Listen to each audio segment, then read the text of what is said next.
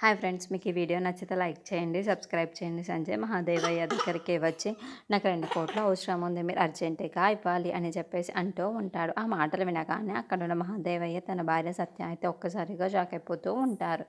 ఏంటి 10 కోట్లు కావాలా, అవసరం ఎంత ఏముంది అని చెప్పేసి మహాదేవయ్య అడుగుతూ ఉంటాడు. ఆ మాటలు వినగానే అక్కడున్న సంజయ్ అయితే నేను ముందే చెప్పాను కదా ఫైనాన్స్ కంపెనీలో ఇన్వెస్ట్ చేయాలి అని, అలా నేను ఫైనాన్స్ కంపెనీ పెట్టబోతున్నాను, అందుకే నాకు ఇప్పుడు ఒక 10 కోట్లు అవసరం ఉంటుంది, మీరు ఇస్తే చాలా మంచిది అని చెప్పేసి అడుగుతూ ఉంటాడు. ఆ మాటలు వినగానే అక్కడున్న మహాదేవయ్య అయితే ఓ సరే నేను ఇస్తాను, నీకు అవసరం అంటున్నావు కదా పెట్టుకుందువు కానీలే అక్కడి నుండి వెళ్ళిపోతూ ఉంటాడు. ఇంతలో అక్కడున్న సంజయ్ అయితే చాలా సంతోషిస్తూ ఉంటాడు.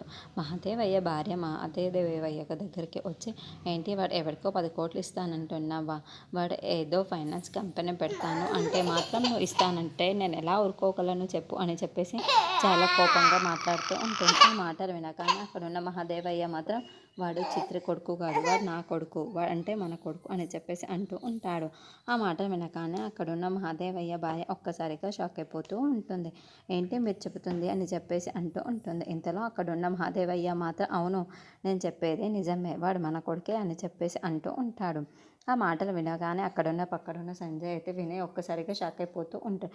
ఏంటి నేను చక్రదర్శిని కొడుకును కాదా, మహాదేవయ్య కొడుకునా అని చెప్పేసి అనుకుంటూ ఉంటాడు.